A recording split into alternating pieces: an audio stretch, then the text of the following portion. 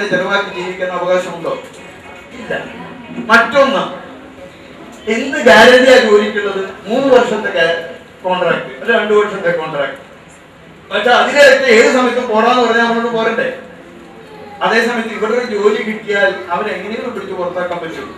ഒരാളെ പുറത്താക്കിയാൽ 1000 ആള് സമരം ചെയ്യും, ഇല്ലേ? അതുണ്ട്, ശരിയല്ലേ? അതുകൂടാതെ സർക്കാർ മാറി മാറി വരുമ്പോ ഔദാര്യമായി ശമ്പളം കൂട്ടിത്തരും. ഇവിടെ സംഭവിക്കുന്നില്ലേ? നമുക്കങ്ങനെ കൂട്ടിത്തരാറുണ്ടോ? അതില്ല. പെൻഷനുണ്ട്, മറ്റുള്ള ആനുകൂല്യങ്ങളുണ്ട്.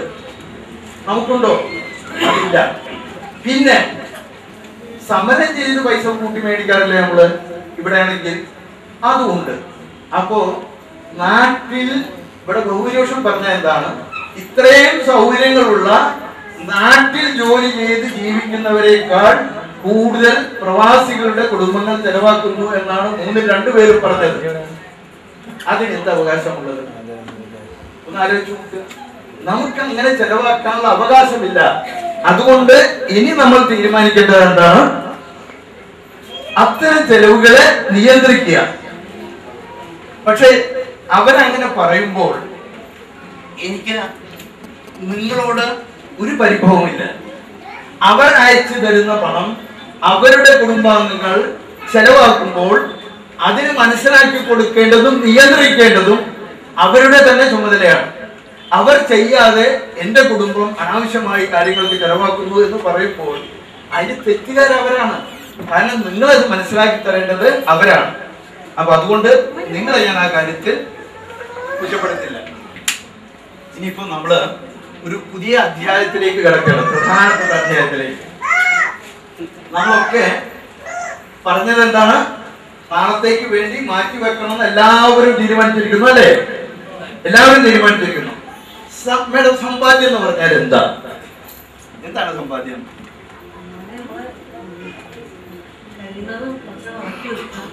ചെലവ് കഴിച്ച് ബാക്കി വെക്കുന്നതാണ് സമ്പാദ്യം, അല്ലെ? ചെലവ് കഴിച്ച് ബാക്കി വരുന്നത്, അല്ലെ?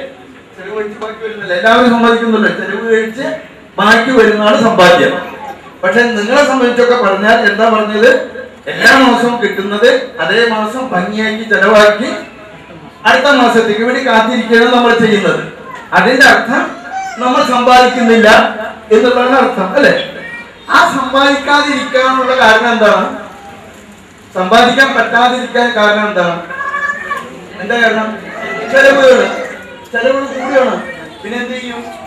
സമ്പാദിക്കാൻ പറ്റില്ലല്ലോ. വളരെ ശരിയാണ് ആ കാര്യം.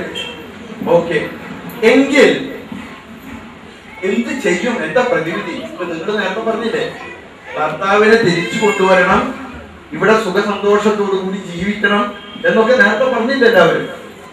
അങ്ങനെ ജീവിക്കണമെങ്കിൽ സമ്പാദിക്കാതെ എങ്ങനെ പറ്റുക? എന്താ വഴി? ചെലവ് കുറക്കും. പറ്റും എന്നോ ഒറ്റപ്പോലെ പറ്റൂല്ല എന്നുള്ളത് പറ്റുമോ? പറ്റില്ല. അപ്പൊ അതായത് ഭർത്താവ് ഇനി വരണ്ട, 60 വയസ്സാവുമ്പോ ജോലി നഷ്ടപ്പെട്ടാൽ വന്നാൽ മതി. പിന്നെ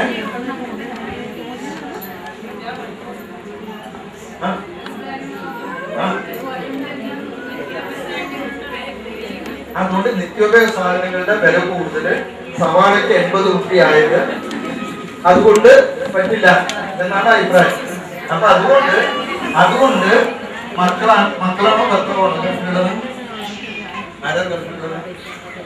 ഭർത്താവിനോട് 60 വയസ്സോടെ നിൽക്കാൻ പറയാ, അല്ലെ? അങ്ങനെയാണോ നിങ്ങളൊക്കെ പറയണത്? അങ്ങനെയാണോ പറയണത്? അപ്പൊ എന്താണ് നിങ്ങൾ ഉദ്ദേശിക്കുന്നത്? എന്താണ് പ്രതിവിധി? എന്താണ്? ചെലവ് കുറയ്ക്കുക. ഓക്കെ, കുറക്കാൻ ശ്രമിക്കുക. ഓക്കെ, ഞാനൊരു കാര്യം ചോദിക്കട്ടെ. ഞാനൊരു പ്രധാന കാര്യം ചോദിക്കട്ടെ. എല്ലാവർക്കുള്ള പ്രശ്നം ചെലവുകൾ വർദ്ധിക്കുന്നത് കൊണ്ട് സമ്പാദിക്കാൻ പറ്റുന്നില്ല. ഇവിടെ കേൾക്കുന്നില്ലേ? അവരൊക്കെ പറയണത് എന്താണ്?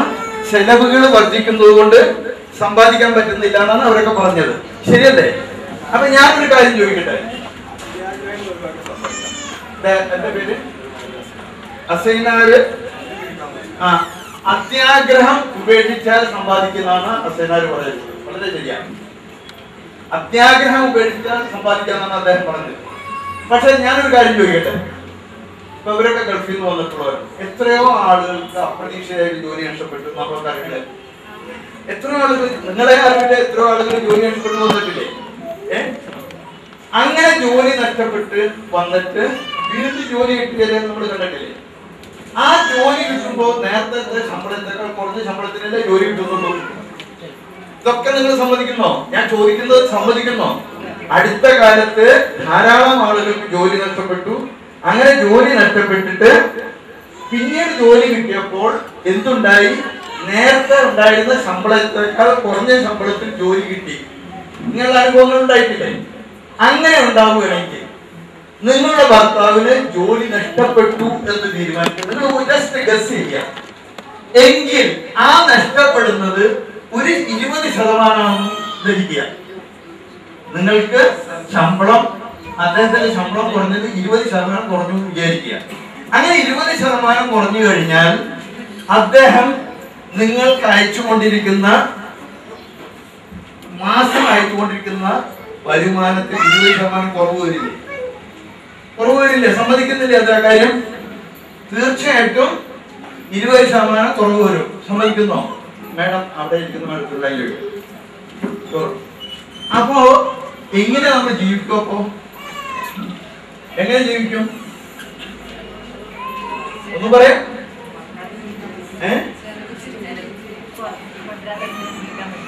ചെലവ് ചുരുക്കി അതിലൊതുക്കി ജീവിക്കേണ്ടി വരും എന്നാണ് പറയുന്നത്. ആണോ? അങ്ങനെയാണോ? അതായത് 20% കുറച്ചാണ് കിട്ടുന്നതെങ്കിൽ, മേഡം ഞങ്ങളോട് ഒരു കാര്യം ഡിസ്കസ് ചെയ്തു. നിങ്ങളുടെ ഭർത്താവിന്റെ വരുമാനം 20% കുറഞ്ഞാൽ നിങ്ങൾക്ക് അയച്ചു തരുന്ന സംഖ്യ 20% കുറവായിരിക്കും. അങ്ങനെ വന്നു കഴിഞ്ഞാൽ ഇവരൊക്കെ പറയുന്നു, ആദ്യം ഇവര് പറഞ്ഞത് എന്തായിരുന്നു? ചെലവ് കൂടുതലുള്ളത് കൊണ്ട് സമ്പാദിക്കാൻ പറ്റുന്നില്ല പറഞ്ഞ എല്ലാവരും ഇപ്പോ പറയുന്നു ചെലവ് കുറച്ച് ജീവിക്കാം എന്ന് നിങ്ങൾ സമ്മതിക്കുന്നു. അങ്ങനെ സമ്മതിക്കില്ലേ? സമ്മതിക്കുന്നോ? ഇപ്പോൾ സംശയമുണ്ട്. പറ്റുമോ? ഭർത്താവിന്റെ ശമ്പളം 20% കുറഞ്ഞു. അങ്ങനെ കുറഞ്ഞു കഴിഞ്ഞാൽ അദ്ദേഹം 20% കുറച്ച് നാട്ടിൽ അയച്ചു വരുള്ളൂ. അപ്പൊ എങ്ങനെ ആ 20% കുറച്ച് ജീവിക്കാൻ സാധിക്കുമോ? പ്രയാസം. അപ്പൊ കടം വാങ്ങി ജീവിക്കാൻ അതിനെന്തെങ്കിലും വെച്ചു കൊടുക്കണ്ടേ? വീട് വെച്ചു കൊടുക്കണം, അല്ലെങ്കിൽ സ്വർണം വെച്ചു കൊടുക്കണം. അതും നഷ്ടപ്പെടും. അങ്ങനെ വരാതിരിക്കാൻ അപ്പൊ എന്താ നല്ലത്? പ്രയാസപ്പെട്ട് ജീവിച്ചുകൊണ്ട് നിയന്ത്രിച്ച് ജീവിക്കുക എന്നുള്ളതിലെ അതിന്റെ പ്രതിവിധി. എല്ലാവരും സമ്മതിക്കുന്നോ? എന്നാൽ എന്നോ എഴുന്നേറ്റ് നിൽക്കുക എല്ലാവരും.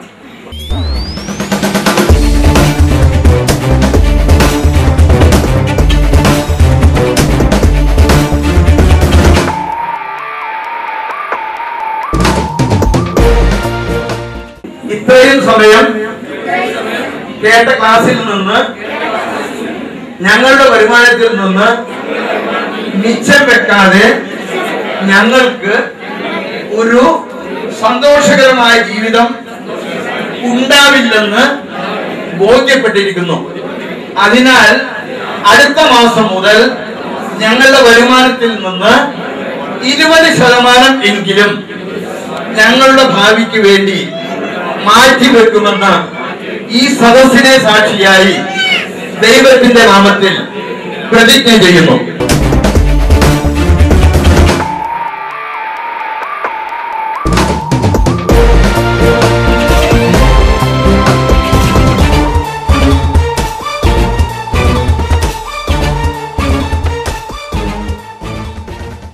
ഇനി എനിക്ക് ഒരു പങ്കുമില്ല അതിൽ കേട്ടോ.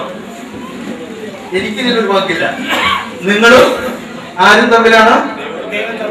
ദൈവം തമ്മിലാണ്. ഞാൻ ഇവിടുന്ന് അങ്ങ് പോവും, അദ്ദേഹം നിങ്ങളെ പഠിക്കും. ഇതിന് നിങ്ങൾ ഈ ബുദ്ധിമുട്ടുന്ന ഈ സഹോദരൻ പറഞ്ഞില്ലേ, എന്താ പറഞ്ഞ? അത്യാഗ്രഹവും അമിതവ്യയവും നിർത്തുക എന്നുള്ളതാണ് അവര് പറഞ്ഞതിന്റെ അർത്ഥം. എന്താ ഞാനിവിടെ എഴുതിയിട്ടുള്ളത്? മിതവ്യയം ഏക മാർഗം. പിശുക്ക് പാടില്ല, അമിതവ്യയം പാടില്ല. നേരത്തെ ഞാൻ പറഞ്ഞു 4 പാപങ്ങളെ പറ്റി പറഞ്ഞു. അമിതവ്യയം പാടില്ല, പിശുക്കും പാടില്ല. അപ്പൊ എന്താ വേണ്ടത്? മിതവ്യയം. മിതവ്യയം എന്ന് പറയുമ്പോൾ അതിന്റെ അർത്ഥം എന്താണ്? ഓരോ വ്യക്തിയുടെയും കഴിവിനനുസരിച്ച് ജീവിക്കുന്ന ഒരു സ്ഥിതിവിശേഷത്തെയാണ് മിതവ്യയം എന്ന് പറയുക. അതുകൊണ്ട് മിതവ്യയം ശീലിക്കുക എന്നുള്ളതാണ് അതിന്റെ ഏക പ്രതിവിധി.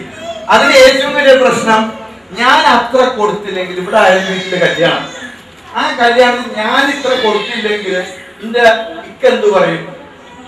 അല്ലെങ്കിൽ അപ്പുറത്തെ വീട്ടുകാരൻ ആ കല്യാണത്തിന് ഇത്ര കൊടുക്കണത്, ഞാൻ ഇത്ര കൊടുത്തില്ലെങ്കിൽ അവരെന്ത് തോന്നും, അല്ലെങ്കിൽ അവൾക്ക് എന്ത് തോന്നും?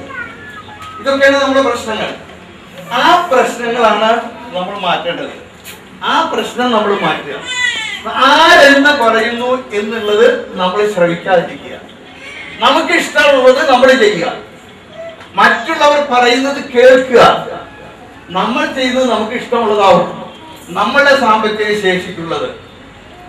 മറ്റുള്ളവർ എന്ത് പറയുന്നു എന്ന് കരുതിയും അനുകരിച്ചും ഒന്നും ചെയ്യാതിരിക്കുക. മറ്റുള്ളവർക്ക് വേണ്ടിയല്ല നമ്മൾ ജീവിക്കുന്നത്. നമ്മളുടെ സാമ്പത്തിക ശേഷിക്ക് എന്ന് പറയുമ്പോൾ നിങ്ങളുടെ ഭർത്താവിന്റെ സാമ്പത്തിക ശേഷിക്ക് അനുസൃതമായതേ നമ്മൾ ചെയ്യാൻ പാടുള്ളൂ.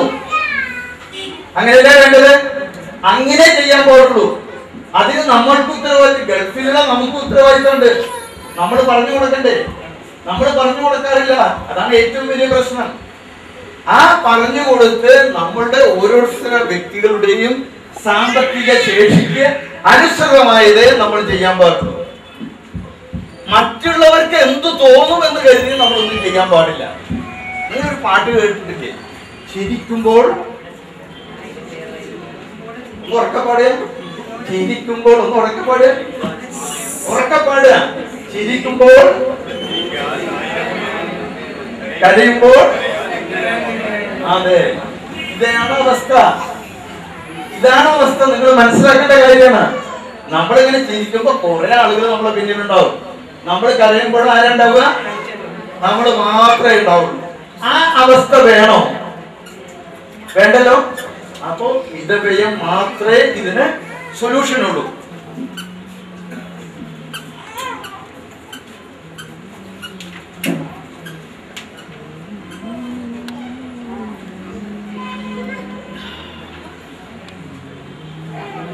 അതിന് എന്താണെന്നറിയോ?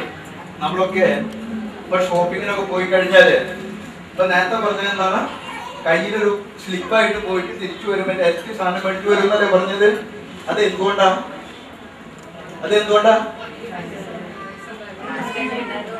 എന്ത്? കയ്യിൽ പൈസ ഉണ്ടായതുകൊണ്ട് മാത്രമല്ല, നിങ്ങൾക്ക് എന്ത് കണ്ടാലും ആഗ്രഹം ഉണ്ടാവുന്നുണ്ട്. അത് അത്യാഗ്രഹമായി മാറുന്നുകൊണ്ടും. ഇപ്പൊ നിങ്ങൾക്കൊക്കെ എല്ലാവർക്കും, പുരുഷന്മാർക്കും സ്ത്രീകൾക്കും കുട്ടികൾക്കും ഒക്കെ ധാരാളം വസ്ത്രങ്ങളുണ്ടാവും. ഈ വസ്ത്രങ്ങളൊക്കെ നമ്മൾ പണം കൊടുത്ത് മേടിച്ചതാണ്. പക്ഷെ ഉപയോഗിക്കേണ്ട അവസ്ഥ വരുമ്പോ സ്ഥിരമായി നമ്മൾ കയ്യിലെത്തുന്ന കുറെ വസ്ത്രങ്ങളുണ്ടാവും. സ്ഥിരമായിട്ട് ചില വസ്ത്രങ്ങളിൽ നമുക്കൊരു പ്രേമം ഉണ്ടാവും. അതേ സമയത്ത് നമ്മൾ പണം കൊടുത്താൽ കുറെ വസ്ത്രം ഉപയോഗിക്കാതിരിക്കും. ഇത് സാധാരണ സംഭവിക്കാറില്ലേ? ഗൃഹോപകരണങ്ങൾ, നമ്മുടെ വീട്ടിലുള്ള പല ഗൃഹോപകരണങ്ങൾ, ഇതൊക്കെ നമ്മൾ വാങ്ങിച്ചു പോകും ഇല്ലേ? 100%, 100% അതൊക്കെ നമ്മൾ ഉപയോഗിക്കുന്നുണ്ടോ? ഉപയോഗിക്കുന്നില്ലല്ലോ. ആരാ മേടിച്ചത്? നമ്മൾ തന്നെ. അപ്പൊ നമ്മൾ ഏതോ ശക്തി ഉപയോഗിക്കാതിരിക്കുന്ന കുറെ സാധനങ്ങൾ മേടിക്കാൻ നമ്മളെ പ്രേരിപ്പിക്കുന്നുണ്ട്. അത് നമ്മൾ മനസ്സിലാക്കുന്നില്ല. സൂപ്പർ മാർക്കറ്റോ മറ്റോ പോയി കഴിഞ്ഞാൽ ഒരു ടൂത്ത് പേസ്റ്റ് മേടിക്കേണ്ട സ്ഥാനത്ത് ഒരു സോപ്പും ഒരു ഷാമ്പും ഒരു ബണ്ടിൽ ചെയ്ത് വെച്ചിട്ടുണ്ടെങ്കിൽ നിങ്ങൾ അത് മേടിച്ചു വരും അല്ലെ? നിങ്ങൾക്ക് ഷാമ്പു ഉണ്ടായിരിക്കും, സോപ്പും ഉണ്ടായിരിക്കും വീട്ടില്, പക്ഷെ നമ്മളത് മേടിച്ചു വരും ഇല്ലേ? സംഭവിക്കാറില്ലേ? ഷോപ്പ് ഉടമയുടെ ആവശ്യം എന്താണ്? അയാൾക്ക് ഷാമ്പും സോപ്പും ഓവർ സപ്ലൈ ആയിട്ട് സ്റ്റോറിലിരിക്കുകയാണ്. അതേ സമയത്ത് അത് എങ്ങനെയെങ്കിലും ചെലവായാൽ അയാൾക്ക് വേറെ അത്യാവശ്യമുള്ള സാധനങ്ങൾ കൊണ്ടുവന്ന് വെക്കാം. അപ്പൊ നമ്മൾ എന്താ ചെയ്യണം? ഷോപ്പ് ഉടമയെ സഹായിക്കുക. അയാളുടെ സ്റ്റോറില് വിൽക്കാൻ ചരക്കായിട്ടിരിക്കുന്ന സാധനങ്ങൾ പണം കൊടുത്ത് മേടിച്ച് നമ്മൾ സ്റ്റോർ ചെയ്യുന്നു അല്ലെ? അതല്ലേ ചെയ്യുന്നത്? ഇങ്ങനെ എന്തെല്ലാം നമ്മൾ ചെയ്യുന്നുണ്ട്. നമുക്ക് ഇഷ്ടപ്പെട്ടെന്ന് തോന്നിപ്പിക്കുന്ന തരത്തിൽ വസ്ത്രം ഇങ്ങനെ എടുത്തു വെക്കും. സുന്ദരിയായിട്ടുള്ള ആളുകളുടെ ധരിച്ച് അവിടെ ഇങ്ങനെ ഡിസ്പ്ലേ ചെയ്ത് കാണുമ്പോ അപ്പൊ ഇതന്നെ എനിക്ക് വേണമെന്ന് പറയാം. കാരണം ഇതന്നെ വേണമെങ്കിൽ നമ്മൾ മേടിച്ചുകൊണ്ട് പോകണം. ഈ മേടിച്ചുകൊണ്ട് പോയത് ആ മേടിച്ചുകൊണ്ട് ഉപയോഗിക്കുന്നുണ്ടാവില്ല. ഇതുപോലെ ഇവരൊക്കെ നിങ്ങളെ കയ്യിലൊക്കെ ഉണ്ടാവില്ല ഉപയോഗിക്കാത്ത, പണം കൊടുത്ത് മേടിച്ചത് ഉപയോഗിക്കാതിരിക്കുന്നുണ്ടാവില്ല. സാധാരണ ഉണ്ടാവുന്നത് ആരോ ഉത്തരവായിട്ട് നമ്മള് പണം കൊടുത്ത് മേടിച്ചത് ഇതും സംഭവിക്കുന്നു. അപ്പൊ ഇത് നിയന്ത്രിക്കേണ്ടത് ആരാണ്? നമ്മളല്ലേ. അതുകൊണ്ട് ഒരു സാധനവും ഇൻസ്റ്റന്റ് ആയി മേടിക്കാതിരിക്കുക. അതായത് ഒരു സാധനം മേടിക്കാൻ തീരുമാനിച്ച ഒന്ന് ആലോചിക്കുക, ഇത് വേണോ, നിർബന്ധമാണോ എന്ന് ആലോചിക്കുക. ഒരു 2 പ്രാവശ്യം ആലോചിച്ചാൽ നമുക്ക് അതിനോടൊപ്പം വേണ്ടത് ഒരു കുടുംബ ബഡ്ജറ്റാണ്. കുടുംബ ബഡ്ജറ്റ് എന്ന് പറഞ്ഞാൽ ഇപ്പൊ വളരെ എളുപ്പത്തിൽ മനസ്സിലാക്കേണ്ട കാര്യം. ഇപ്പൊ നിങ്ങളൊക്കെ ഇവിടെ പ്രതിജ്ഞ ചെയ്തു, എന്താണ് വരുമാനത്തിൽ നിന്ന് 20% സമ്പാദിക്കാമെന്ന പ്രതിജ്ഞ ചെയ്തു. അപ്പൊ അടുത്ത മാസം നാളെ മുതല് നിങ്ങളുടെ ചെലവ് എത്ര ആയിരിക്കും? ഏപ്രിൽ മാസത്തിൽ ചെയ്തതിനേക്കാൾ 20% കുറവായിരിക്കും അല്ലെ? അപ്പൊ ഒരു ബഡ്ജറ്റ് ഉണ്ടാക്കുക. അത് 10,000 ആണെങ്കിൽ ഈ മാസം മെയ് മാസത്തിൽ എത്ര ചെലവാക്കുക? ഏപ്രിൽ മാസത്തില് 10,000 ചെലവാക്കിയെങ്കിൽ 8,000 ചെലവാക്കുക. ആ 8,000-ത്തില് ഇന്ന് വീട്ടിൽ പോയി ചെയ്തതാണ് 8,000 രൂപ കൊണ്ട് മെയ് മാസത്തെ ചെലവ്. അപ്പൊ ചില കാര്യങ്ങളൊക്കെ നിർബന്ധമായിട്ട് ചെയ്യേണ്ടതാണ്. എന്താണ്? സ്കൂൾ ഫീസ് വ്യത്യാസം വരില്ല. ഇലക്ട്രിസിറ്റി കുറക്കാൻ പറ്റും, കുറക്കാൻ പറ്റും. ഓക്കെ, അതുപോലെ പലതും കുറക്കാൻ പറ്റും. സ്കൂൾ ഫീസ് കുറക്കാൻ പറ്റില്ല. പിന്നെ വേറൊന്നും കുറക്കാൻ പറ്റുന്നുണ്ട്, medical fees expense. Medical expense അതെന്താന്ന് പറഞ്ഞാൽ ഞാൻ പറഞ്ഞുതരാം. അതെങ്ങനെയാണെന്ന് ഞാൻ ഇപ്പൊ പറഞ്ഞുതരാം. എങ്ങനെയാണെന്ന് പറഞ്ഞാല് ഞങ്ങളൊക്കെ ഗൾഫിലുള്ളവരാണ്. ഞങ്ങളെ മക്കൾക്ക്, ഇവിടെയുള്ള മക്കൾക്ക് എന്തെങ്കിലും തലവേദന വന്നാല് പറയുന്നതാണ്, ടെലിഫോൺ ചെയ്തിട്ട് എന്താ പറയാ, മെഡിക്കൽ കോളേജിൽ കൊണ്ടുപോയിക്കോളാൻ പറഞ്ഞത്. വിരലിന് ഒരു മുറിവ് വെച്ചാൽ പറയുന്നത് അവിടെ ഒരു വിരലിന്റെ സ്പെഷ്യലിസ്റ്റ് ഉണ്ട്, അവിടെ കൊണ്ടുപോയിക്കോളാൻ പറയും. അപ്പൊ നിങ്ങളെന്താ വിചാരിക്കുക, ഭർത്താവ് പറഞ്ഞാലേ ഉടനെ അങ്ങോട്ട് കൊണ്ടുപോകും ഇല്ലേ? നമ്മള് ആവശ്യത്തിൽ കൂടുതൽ ഇത്തരം കാര്യങ്ങൾ ചെലവാക്കണം, ആവശ്യത്തിന് ചെലവാക്കണം. അതേ സമയത്ത് ഇതൊക്കെ പറയുന്ന ആളുകളോട് ചോദിക്കുക, വർഷത്തിൽ എത്ര പ്രാവശ്യം ഡോക്ടറെ കാണുന്നുണ്ടെന്ന് ചോദിച്ചാൽ അവര് എത്ര പ്രാവശ്യം കാണാം? നമ്മളൊക്കെ ഡോക്ടറെ പോവുക വല്ലപ്പോഴും. ഇതാണ് അവസ്ഥ. കുറെ നമ്മള് ആവശ്യമില്ലാതെ ചെലവാക്കുന്നുണ്ട്. അത് എക്സ്പ്ലോയിറ്റ്, ചൂഷണം ചെയ്യാൻ ഇവിടെ സംവിധാനങ്ങളുണ്ട്. ഞാൻ പറയുന്നത് അസുഖം വന്നാൽ ചികിത്സിക്കരുതെന്നല്ല. അസുഖം വന്നാൽ ചികിത്സിക്കണം. പക്ഷെ നമ്മളത് ഫാഷനായി മാറിയിരിക്കുകയാണ്. പ്രവാസികളുടെ, ഞാൻ അങ്ങനെ പറയുന്നത് നിങ്ങൾക്കൊരു വിഷമം തോന്നരുത്. കാരണം നമ്മുടെ വീട്ടിലിങ്ങനെ അടച്ചിരിക്കുമ്പോ ഒന്ന് പുറത്തു പോകാനൊക്കെ ഒരു അവസരമാണ് ഒരു ഡോക്ടറെ കാണാൻ പോക്ക്, ഒരു ഹോസ്പിറ്റലില് കിടക്കുമ്പോ അവരെ കാണാൻ പോക്ക്. അങ്ങനെ പോകുമ്പോ ഒരു ഡോക്ടറുണ്ടായ ഒന്ന് കണ്ടാൽ എന്താണ്, കുഴപ്പമില്ലല്ലോ, അങ്ങനെ തോന്നല് സാധാരണ സംഭവമാണ്. ഇതിപ്പോ ഇല്ലാത്ത കാര്യമാണ്. അപ്പൊ ഞാൻ പറയണം അല്ലേ, ഇതൊക്കെ സംഭവല്ലേ. എത്ര കാലം ഇപ്പൊ വീട്ടിന്റെ അകത്ത് ഇങ്ങനെ അടച്ചു കുടിച്ചിരിക്കുക, അല്ലെങ്കിൽ ഈ മനുഷ്യന് തോന്നിട്ട് എപ്പോഴെങ്കിലും ഒന്ന് പുറത്തു പോകുക, അതൊക്കെ ചെയ്തിട്ടൂടെ? ഇതാണെങ്കിൽ കൊല്ലത്തിന് 2 പ്രാവശ്യം 3 വർഷം കഴിയുമ്പോഴൊന്നും വരും അല്ലേ? ഇതെല്ലാം അവസ്ഥ. അപ്പൊ ഇങ്ങനൊക്കെ സംഭവിക്കുമ്പോ കുഴപ്പമൊന്നുമില്ല. പക്ഷേ പണം ചോർന്നു പോകുന്നുണ്ട്, പൈസ ചോർന്നു പോകുന്നുണ്ട്, അത് മനസ്സിലാക്കുക. എന്നതുപോലെ തന്നെ വേറെ ചില പ്രശ്നങ്ങളുണ്ട്. നമ്മൾ ബഡ്ജറ്റ് ഉണ്ടായാലാണ് നമുക്ക് പലതും വെട്ടി ചുരുക്കാൻ പറ്റുന്ന മനസ്സിലാക്കാൻ പറ്റുക. അതിനോടൊപ്പം നിങ്ങളെ പറ്റിയൊക്കെ ചിലർക്കൊക്കെ ചില തെറ്റാറുണ്ട്. സഹോദരികളെ പറ്റിയൊക്കെ പറയുന്നത്, സ്ത്രീകളെ പറ്റി പലർക്കും ചില തെറ്റിദ്ധാരണകളുണ്ട്. എന്റെ സഹോദരികളെ പറ്റി ഞാൻ പറയുകയാണെങ്കിൽ, ഞാൻ നിരീക്ഷിച്ചിട്ടുള്ള കാര്യം, ഒരു പ്രവാസിയുടെ ഭാര്യയാണ്, മാതാവാണ്, മരുമകളാണ്, ഭർത്താവാണ്. ഭർത്താവിന്റെ ചുമതല അർപ്പിക്കുന്നു. കുടുംബത്തിന്റെ സാമ്പത്തിക നേതൃത്വം കൊടുക്കുന്ന വ്യക്തിയാണ്. ഇതെല്ലാം നിർവഹിക്കുന്നത് പ്രവാസിയുടെ ഭാര്യയാണ് അല്ലെ? എത്ര പേര് ഇത് അംഗീകരിക്കുന്നുണ്ട്? ഒരു ഭർത്താവ് ഇവിടെ ഇല്ലാത്ത പ്രവാസിയുടെ ഭാര്യയും ഇവിടെ ഭർത്താവും കുടുംബവും സൗകര്യമായിട്ട് ഇവിടെ ജീവിക്കുന്ന, ജോലി ചെയ്ത് ജീവിക്കുന്ന ഒരു കുടുംബിനെയും കൂടെ വെച്ച് നോക്കിയാൽ അവർ ചെയ്യാത്ത എത്രയോ റെസ്പോൺസിബിലിറ്റി നിങ്ങൾ ചെയ്യുന്നില്ലേ? എത്രയോ ചെയ്യുന്നുണ്ട്. അതായത് ഫ്രഞ്ച് യൂണിവേഴ്സിറ്റിയിലുള്ള ഒരു സ്ത്രീ ഇവിടെ വന്നിരുന്നില്ലേ, ഗവേഷണത്തിന് വേണ്ടി വന്നിരുന്നു. ഞാൻ ഹുസൈന്റെ നമ്പറൊക്കെ കൊടുത്തിരുന്നു. എന്റെ അടുത്ത് ഒരു 2 ആഴ്ച ഇരുന്ന് ക്വസ്റ്റ്യൻ ചെയ്ത് കാര്യങ്ങൾ മനസ്സിലാക്കി. കോഴിക്കോട് വന്ന് പഠനം നടത്തി. അവർക്ക് അത്ഭുതമാണ്. നമ്മളുടെ പ്രവാസികളുടെ ഭാര്യമാരുടെ ഉത്തരവാദിത്വത്തെ പറ്റി അവർക്ക് അത്ഭുതമാണ്. അത്രമാത്രം റെസ്പോൺസിബിലിറ്റി ഉള്ളവരാണ് നിങ്ങൾ മനസ്സിലാക്കേണ്ട കാര്യമാണ്. പക്ഷെ ഇതൊക്കെ ചെയ്താൽ നിങ്ങൾക്ക് കുറ്റമുള്ളൂ അല്ലെ? ഇതൊക്കെ നിങ്ങൾ ചെയ്താലും നിങ്ങൾക്ക് എന്താ ലഭിക്കുന്നത്? കുറ്റവും കുറവേ ഉള്ളൂ. അത് അംഗീകരിക്കുന്നത് എത്ര പേരാ ഉള്ളത്?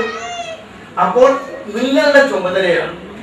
നിങ്ങൾ ഇത്രമാത്രം റെസ്പോൺസിബിലിറ്റി ഉള്ളവരാണെന്നും ഇത്രയും കാര്യങ്ങൾ ചെയ്യുന്നുണ്ടെന്നും നിങ്ങൾ മറ്റുള്ളവരെ ബോധ്യപ്പെടുത്തി കൊടുക്കേണ്ട ചുമതല നിങ്ങൾക്കുണ്ട്. ഞാനത് എല്ലാ വേദിയിലും ബോധ്യപ്പെടുത്തി കൊടുക്കുന്നുണ്ട്. അതിനോടൊപ്പം നിങ്ങൾക്ക് വേറെ ചില ഉത്തരവാദിത്തമുണ്ട്. ഭർത്താവിന്റെ സാമ്പത്തിക കാര്യങ്ങൾ നിങ്ങൾ അറിഞ്ഞിരിക്കണം എന്ന് പറയുന്നതിന്റെ പ്രധാന കാരണം അത് അറിയാത്തത് കൊണ്ടുള്ള പ്രശ്നങ്ങളിൽ ധാരാളം ഞാൻ ഇടപെടാറുണ്ട്.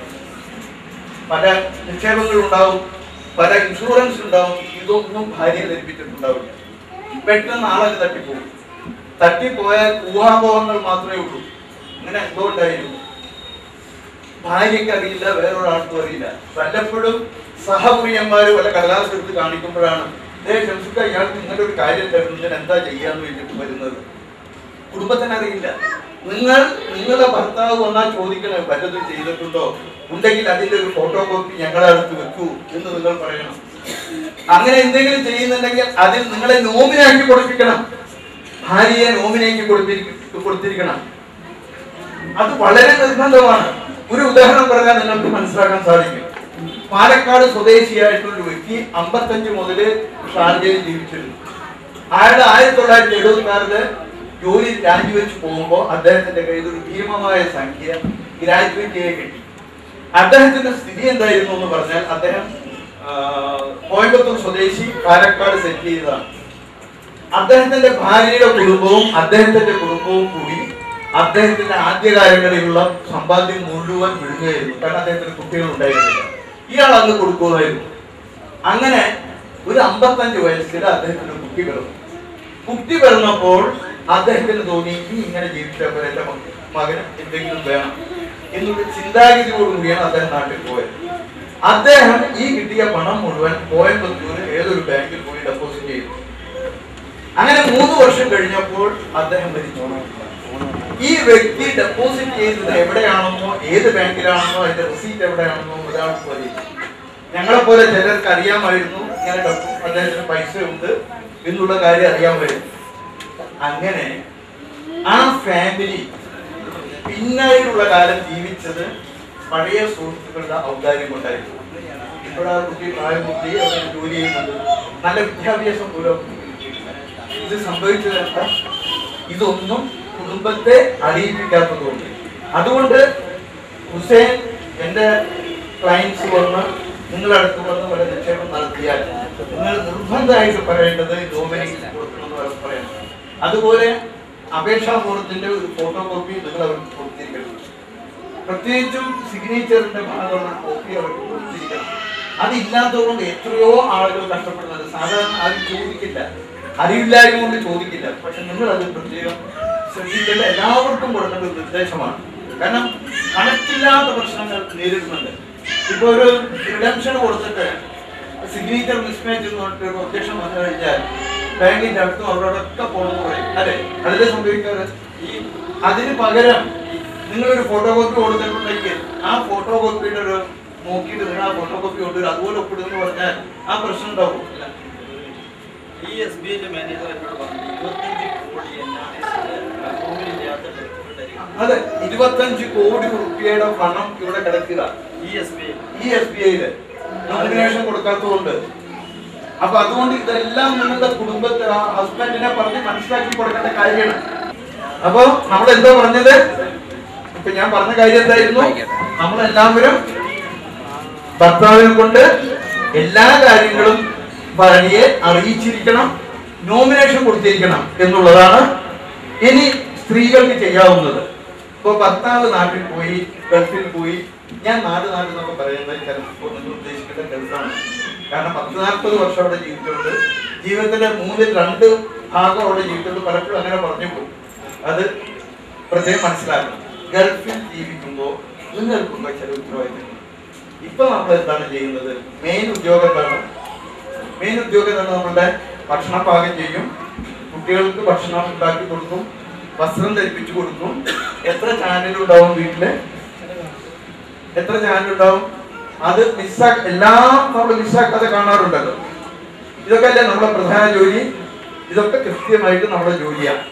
പക്ഷെ ഈ ഇരിക്കുന്ന കൂട്ടത്തിൽ എന്തെങ്കിലും വൈദഗ്ധ്യം ഇല്ലാത്തവര് വളരെ കുറവായിരിക്കും. എന്തെങ്കിലും ജോലി അറിയും.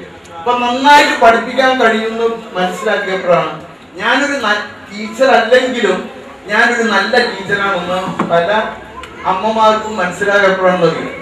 സ്വന്തം മക്കളെ പഠിപ്പിച്ചു കൊടുക്കുക. ആ കഴിവ് നമുക്ക് മനസ്സിലാക്കാൻ സാധിക്കും. അങ്ങനെ മനസ്സിലാക്കി കഴിഞ്ഞാൽ എന്തായാലും നമ്മളെ മക്കളെ പഠിപ്പിക്കണം. എല്ലാവരും നിങ്ങളെ പോലെ ആവില്ല, എല്ലാ അമ്മമാരും നിങ്ങളെ പോലെ ആവില്ല. അപ്പൊ അടുത്ത 4 കുട്ടികൾ അതിനോടൊപ്പം പഠിപ്പിച്ചൂടെ? പറ്റില്ലേ? പറ്റുന്ന കാര്യമില്ല. അപ്പൊ എന്ത് കിട്ടും? അപ്പൊ എന്താ കിട്ടുക? ട്യൂഷൻ ഫീ കിട്ടും. ചെയ്യാൻ പറ്റുന്ന കാര്യം. ആർക്കാ ചെയ്യാൻ പറ്റാത്തത്? അപ്പൊ ആകെ നമ്മൾ ഉപേക്ഷിക്കേണ്ട എന്താണ്? ഒരു സീരിയൽ. ഒരു സീരിയൽ ഉപേക്ഷിച്ചാൽ 4-5 കുട്ടികളെ പഠിപ്പിച്ച് ട്യൂഷൻ ഫീ ഉണ്ടാക്കാൻ സാധിക്കും. പലരും തയ്യൽ അറിയുന്ന ആളുകളാണെങ്കിൽ അവർക്കതൊരു ആനന്ദമാണ്. അപ്പൊ വല്ലപ്പോഴും അടുത്തുള്ള ആളുകളുടെ ഇതിന് വസ്ത്രം തയ്ക്കാൻ ആദ്യം പറയാൻ എനിക്ക് സന്തോഷം, ഞാൻ തയ്ച്ചു തരാമെന്ന് പറയാം. അപ്പൊ തയ്ച്ചു കൊടുക്കുമ്പോ ഇത്ര ബുദ്ധിമുട്ടിരിക്കട്ടെ എന്ന് പറഞ്ഞിട്ട് കയ്യിൽ തരും. അപ്പൊ സന്തോഷത്തിന് മേടിച്ചു വെക്കുക. ഇങ്ങനെ മേടിച്ചു വെച്ചാൽ അവസാനം എന്താവും? അറിയപ്പെടുന്ന ഒരു ടൈലറായിട്ട് നമ്മൾ മാറും. അതിനും പുറമെ നന്നായിട്ട് ഭക്ഷണം പാകം ചെയ്യാൻ പറ്റുന്നവരാണ് പലരും. നന്നായിട്ട് ഭക്ഷണം പാകം ചെയ്യാൻ പറ്റും. ഇവിടെ ഒരു വീട്ടിലൊരു വേലയ്ക്ക് ഒരാളെ കിട്ടുന്ന വലിയ പ്രശ്നമാണ്, നമുക്കൊക്കെ അറിയില്ലേ? അങ്ങനെയുള്ള സാഹചര്യത്തില് ഏതെങ്കിലും ഒന്നിന് വൈദഗ്ധ്യം, ഒരാള് അപ്പുണ്ടാക്കാൻ വൈദഗ്ധ്യമുള്ളതാണെങ്കിൽ ഒരാൾ, വേറൊരാൾക്ക് ഏതെങ്കിലും മറ്റുള്ള വിഭവങ്ങൾ ഉണ്ടാക്കാൻ കഴിവുള്ളതാണ് അത്. ഇങ്ങനെ ഉണ്ടാക്കി കൊടുക്കും എന്ന് അങ്ങനെ ജനങ്ങൾ അറിഞ്ഞാൽ വീട്ടിന്റെ മുമ്പിൽ പാറാവായിരിക്കും. ഇപ്പൊ കോലാമ്പിൽ അന്ന് പരിപാടി നടന്നില്ലേ? അതിനുശേഷം ഒരു സ്ത്രീ ഭംഗിയായിട്ട് കാറ്ററിംഗ് നടത്തുക. ഇതൊക്കെ പറഞ്ഞതിന് ശേഷം കാറ്ററിംഗ്, ചെറുപ്പക്കാരായിട്ടുള്ള ധാരാളം കുട്ടികൾ കൂടെ ഉണ്ട്, ഗ്രാജുവേഷനും ഒക്കെ ഉള്ളത്, കമ്പ്യൂട്ടർ എക്സ്ക്ലൂസീവ്. കമ്പ്യൂട്ടറിൽ വീട്ടിലിരുന്ന് ജോലി ചെയ്താൽ ഡെയിലി 30, 350, 400 റുപ്യ കിട്ടാനുള്ള സൗകര്യമുണ്ട്. അതുകൊണ്ട് ആര് വരുമ്പോഴും അവളെ വീട്ടിലുണ്ടാക്കിയുള്ള വെജിറ്റബിൾസ് എനിക്ക് കൊടുത്തായിരിക്കും. അപ്പൊ വെജിറ്റബിൾ പൂക്കൾ വെക്കണ്ടെന്നല്ല ഞാൻ പറയുന്നത്. ഇത് ചെയ്താൽ പൂക്കൾ എടുത്ത് കഴിക്കാൻ പറ്റില്ല. ഇത് ചെയ്താൽ നമുക്കതുകൊണ്ട് പ്രയോജനം ഉണ്ടാവും. ഞാൻ പറഞ്ഞത് സ്ത്രീകൾക്ക് സ്ത്രീ ശക്തീകരണത്തിൽ കൂടെ ഇങ്ങനെ പല കാര്യങ്ങളും നമുക്ക് സാധിക്കും എന്നുള്ള കാര്യമാണ്. ഇനി മറ്റൊരു കാര്യം, നമ്മളൊക്കെ പറഞ്ഞില്ലേ ചെലവ് വലിയ പ്രശ്നമാണെന്നും. നിങ്ങൾ ആരും അനാവശ്യമായിട്ടുള്ളൊരു ചെലവ് ചെയ്യാറില്ലല്ലോ. ഇല്ലല്ലോ, ആരും ചെയ്യാറില്ലല്ലോ. എന്താ നിങ്ങളൊക്കെ അനാവശ്യമായിട്ട് ചെലവ് ചെയ്യാറുണ്ടോ? ഇല്ലല്ലോ. ഓക്കെ, ആരും ചെയ്യാറില്ല. പക്ഷെ ഞാൻ ചോദിക്കട്ടെ, നിങ്ങൾ എപ്പോഴെങ്കിലും അങ്ങനെ ചെയ്യാറുണ്ടോ ഇല്ലേ എന്ന് പരിശോധിച്ചിട്ടുണ്ടോ? പരിശോധിച്ച് നോക്കിയിട്ടുണ്ടോ? അനാവശ്യമായിട്ടുള്ള ചെലവുകൾ ചെയ്യാറുണ്ടോ ഇല്ലെന്ന് ആരെങ്കിലും പരിശോധന നടത്തിയിട്ടുണ്ടോ? ഉണ്ടോ? ഇല്ല. എന്നാൽ അത് പരിശോധിക്കാനുള്ള ഒരു വഴിയാണ് ഈ പറയുന്നത് ചെലവ് നിയന്ത്രണ പട്ടിക. അതിന് പേര് പ്രതിമാസം 1000 രൂപ സമ്പാദിക്കുന്നതും കൂടെ അതിൽ എഴുതി കൊടുക്കുക. ഉദാഹരണം, അതിൽ കൂടുതൽ എത്ര 14,000 എനിക്ക് ഒബ്ജക്ഷനൊന്നുമില്ല. 1000 മിനിമം എഴുതി. എന്നിട്ട് നമ്മുടെ ചെലവുകളൊക്കെ എഴുതുക. എത്ര എമൗണ്ട് ഒന്നും കൂടെ എഴുതുക. ഇത് ഒരു കടലാസിന്റെ, ഇപ്പൊ നിങ്ങൾക്കൊക്കെ ഏൽപ്പിച്ചിട്ടുള്ള കടലാസ് 6 ആക്കി മടക്കിയ ഒരു പീസിൽ ഒതുങ്ങുന്ന കാര്യമേ ഉള്ളൂ. ദിവസം അത് എഴുതുക. എന്നിട്ട് അത്യാവശ്യം, ഐച്ഛികം, അനാവശ്യം എന്ന് 3 കോളം വരയ്ക്കുക. എന്നിട്ട് നമ്മൾ ചെയ്ത ചെലവുകള് ഏതാണോ അത്യാവശ്യമെങ്കിൽ അത്യാവശ്യത്തിന്റെ കോളത്തിൽ, സ്കൂൾ ഫീസ് ആണെങ്കിൽ അത് എന്താണ് അത്യാവശ്യം. ഓക്കെ. അതേസമയം ഒരു സിഗരറ്റ് വലിക്കുന്ന ഒരാൾ വീട്ടിലുണ്ട്, അയാൾക്ക് സിഗരറ്റ് മേടിക്കും, അതെന്താണ് അനാവശ്യം. അതേസമയം ഒരു സിനിമയ്ക്ക് ചെലവാക്കുന്നു, അതെന്താണ് ഐച്ഛികമെന്നും പറയാം. അനാവശ്യം ചിലർക്ക് പറയാം, ചിലർക്ക് ഐച്ഛികമെന്നും പറയാം. കാരണം അതിന്റെ CD ചിലപ്പോ കിട്ടും. CD ചിലപ്പോ റെന്റിന് എത്രയാണ്?